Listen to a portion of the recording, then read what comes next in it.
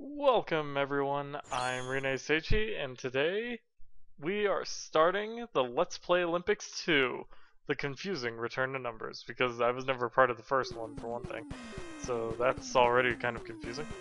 And today we are playing Special Cybernetic Attack Team while we watch this thing, except no we won't. I guess you can't choose two players without actually having a second player, so we'll just dive right in. And apparently you can like choose other people or something, but I can't figure out how to do it, so I'm just gonna hit start and yeah. So this is Special Cybernetic Attack Team, and I'm your host Ryuune Seichi, or just Seichi if you prefer. Seriously, just call me Seichi. And like I said, this is Special Cybernetic Attack Team. Do not use the acronym because, well, that's just bad form. I totally missed that laser power up there, but that was a laser power up, a la Contra. So if you pick it up, your gun would have turned into a really nice laser, and here we have wave, and I assume S is speed. Whenever I pick one of those up, it seems like I'm shooting faster, but it's kind of hard to tell with the wave gun because of how it works. B is a bomb launcher gun thingy, and I hate it. Okay, I'm gonna be honest here.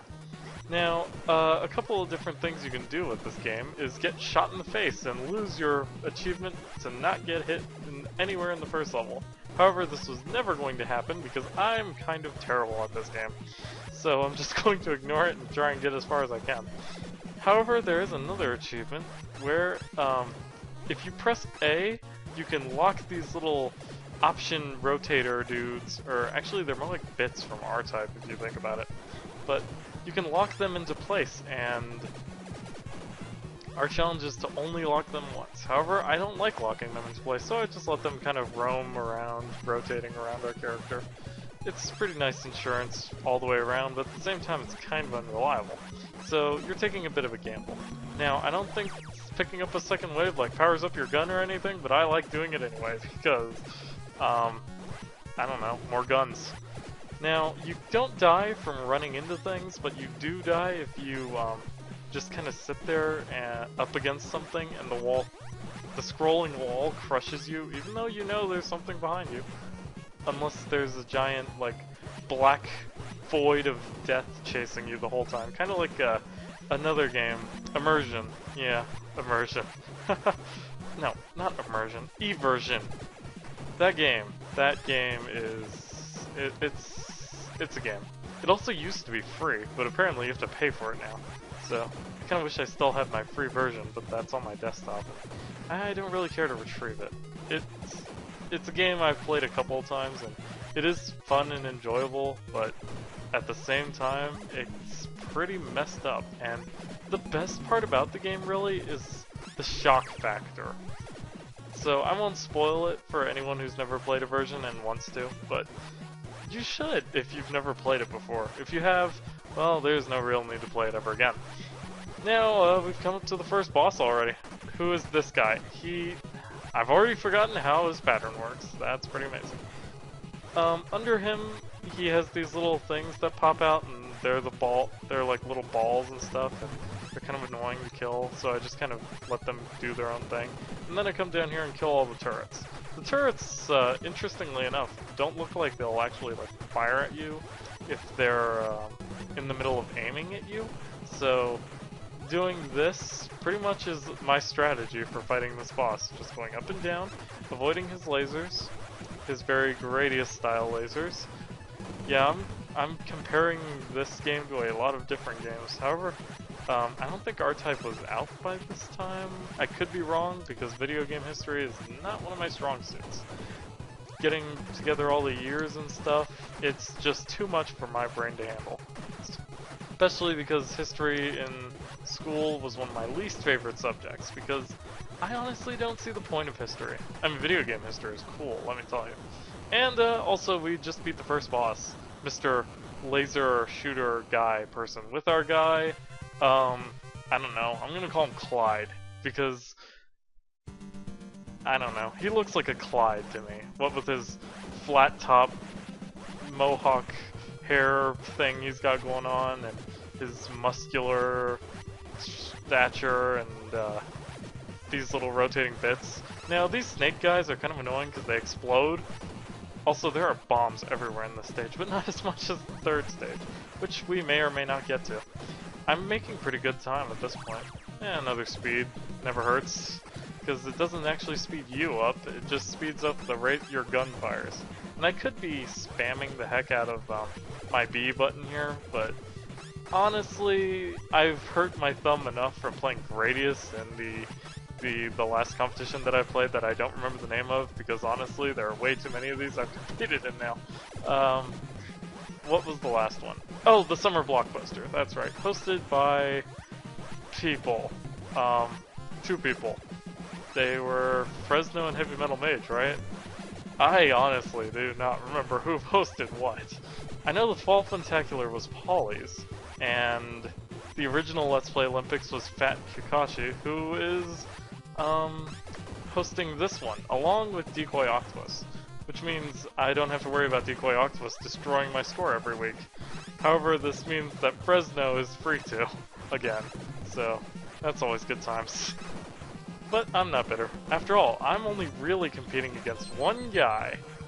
Though, if I could win the whole thing, I would, like, explode from how much ecstaticness is going through my veins at that very moment. And so the prize will probably have to go to the second place person. That's a depressing way to look at it. But I'm competing with my good old rival ever since the summer Let's Play off thingy that Fresno hosted forever ago, the LP Summer Games, Tajir, because we're always within one place of each other, every single frickin' competition. It's kind of a thing. And Polly even put up a prize for whichever one of us, I assume it's for the competition, it might just be for the week, I'd have to ask her again. Or she can just reply to this video, you know. Hey Polly, if you're watching, which I assume, you know, you're probably watching all these, because, you know, you are our headmistress, or, because we're the school of socksmakepeoplesexy.net. I kind of want that R, which I assume is a restoration thingy. And we come to the second boss. He's kind of a jerk, but he's this giant snake thing that I have all the problems in the world fighting. And this is where, in my test run, I decided to try and see if these things would lock and they would stay either behind you or in front of you. But no, when you lock them, they stay facing in one direction. So if you've locked them facing to the left, they'll always face to the left even if you're facing left. So it doesn't help. Which, I mean, if they did stay behind you all the time, this boss would be cake. Because I could just shoot him not even facing towards him, really. Of course, locking these things into the position that you want them to be in is kind of a little bit difficult. So I honestly don't even try and bother. I'm having a lot less trouble with this guy than I usually do, which is a good thing. Except when I get hit by that missile right there. Now, most of the projectiles in this game I noticed, you can actually shoot down yourself, which is a pretty nice feature, I've got to say. Well, we're still fighting this snake guy, and there's not really much to talk about him, except, you know, he's a giant snake. He actually, now that I'm talking about giant snakes, well, I guess I'm not talking about giant snakes anymore, but I was going to say that I'm playing Legend of Dragoon right now, and I just actually fought that first snake boss.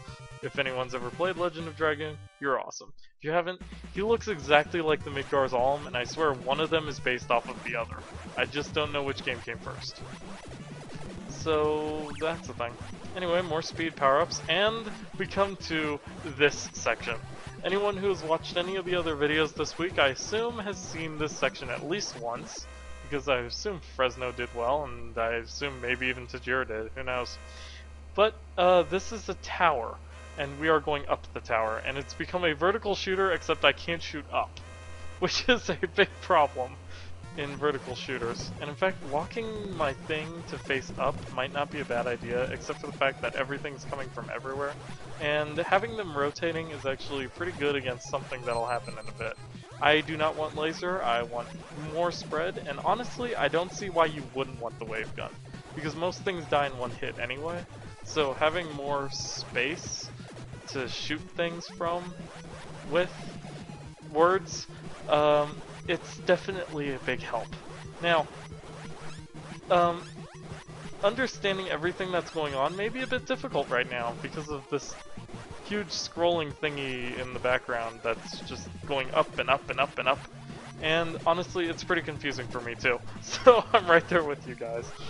But we're going up this giant tower, and it's green, and it's also purple and blue on the sides for some odd reason. And there's these eyeball guys that shoot out those stupid little DNA balls or whatever they are. They look like DNA if it was in a ball, or at least something like that. They're not red and blue, so I guess not really, but I don't know what else to equate them to. They do kind of look like the thing from Doom, without the scary eyeball. This is what I was talking about when I said it's helpful to have a rotating shot here, because these things appear all around your character, and Clyde here, and they'll murder you pretty fast. So, man, if I could beat the third boss, that'd be pretty awesome. Though I never did in any of my test runs. Also, all of these are bombs now, to screw you up.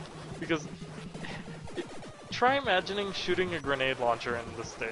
Because that's basically what bomb is. It's just the thing where you shoot like one bomb on screen at a time, and you'd be pretty dead pretty fast. That's pretty much the game's way of saying screw you. And in fact, there are quite a few screw you moments in this game. For instance, if I were to die at the boss up here, after going through even another mini section, as you'll see, hopefully without us dying, we're doing pretty good though. I mean, I haven't lost too much health, so that's pretty good. I'm actually doing really well in this run. I'm kind of happy about that. Well, some LP magic instead of the LPR's curse. Oh, everything's slowing down. That's good. I think these two are like some of our final enemies in this little tower, so we just need to sit there, shoot them, and this thing will slow down eventually, maybe.